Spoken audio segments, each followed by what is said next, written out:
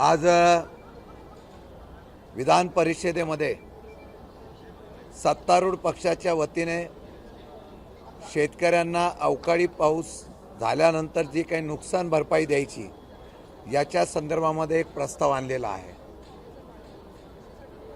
केंद्र सरकार आणि राज्य सरकारने शेतकऱ्यांना कशी भरीव मदत केली त्याबद्दल या सरकारचा चांगल्या कामगिरीबद्दलचा उल्लेख या ठिकाणी 260 अन्वये केलेला आहे। अवकाळी पावसाच्या मध्ये 32,000 कोटीचं पॅकेज अशा वेगवेगळ्या प्रकारच्या योजना त्यांनी त्या ठिकाणी जाहीर केल्या। मी या सर्व गोष्टीवर विषय मांडत असताना राज्य सरकारकडून संबंधित मंत्र्यांनी उत्तर देताना नक्की किती नुकसान झालं त्याची आकडेवारी द्यावी, त्याचबरोबर त्या असलेल्या नुकसानीबद्दल सरकारकडून किती मदत झाली त्याची आकडेवारी द्यावी। गोल गोल उत्तर देऊ नये अशा प्रकारची मागणी केली। ती करत असताना आमची मागणी अशी आहे की केंद्राचेच मंत्री म्हणत आहेत की आमच्याकडे प्रस्ताव आलेला नाही, तरीसुद्धा केंद्राकडून इतकी मदत जाहीर झाली, हे जर अशा प्रकारे उल्लेख होत असेल तर ही फसवेगिरी आहे। मी त्यांना इशारा दिलेला आहे की उद्याच्या या असलेल्या अधिवेशनाच्या उत्तरामध्ये संपूर्ण शेतकऱ्यांची कर्जमाफी झाली पाहिजे अशा प्रकारचा उल्लेख करावा। तो जर केला नाही तर येत्या निवडणुकीला हाच शेतकरी तुम्ही वेगवेगळ्या प्रकारच्या योजना सरकारी तिजोरीतून आणताय।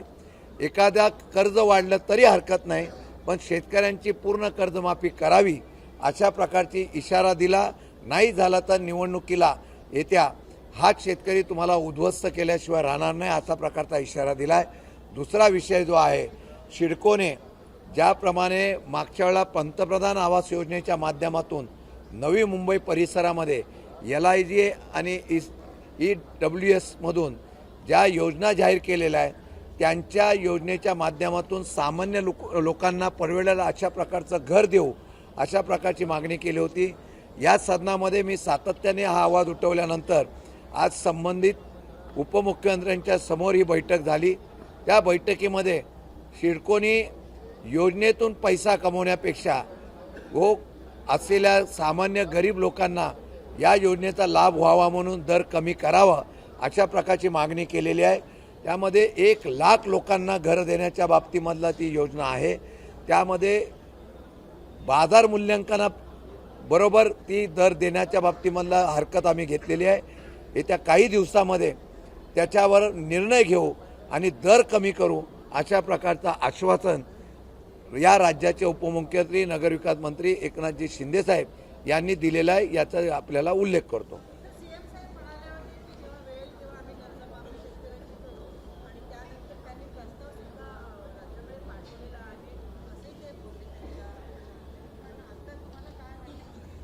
मी हाच मुद्दा मांडलेला आहे। जर तुम्ही सांगितलंय आम्ही कर्जमाफी करतो तर कर्जमाफी करावी। 6 महिन्यामध्ये साधारणतः 1300 ते 2000च्या दरम्यान शेतकऱ्यांनी आत्महत्या केलेल्या आहेत। रोज शेतकरी आत्महत्या करतोय। या आत्महत्या नसून तुम्ही दिलेल्या आश्वासनाची पूर्तता जर झाली असती तर शेतकऱ्यांनी आत्महत्या केली नसती।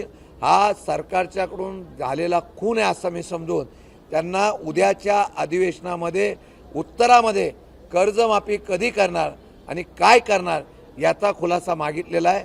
त्यांनी तर दिला नाही तर आम्ही सभागृहामध्ये त्याच्याबद्दल आवाज परत उठवणार आहोत।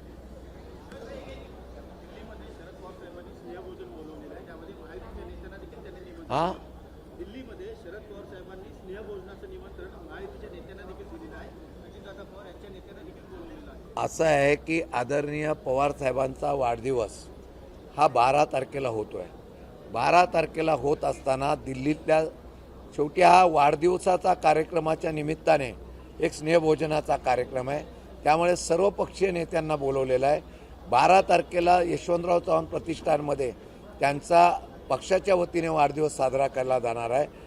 85 वर्ष पूर्ण झाल्यानंतर त्या नेत्याचे अनेक असलेल्या पक्षाच्या असलेल्या नेत्यांबरोबर त्यांचा संबंध आहे, त्याचा एक कार्यक्रम हा आहे, त्याला काय वेगळ्या प्रकारचं राजकीय वलय नाही। त्याचा वेगळा अर्थ लावू नये.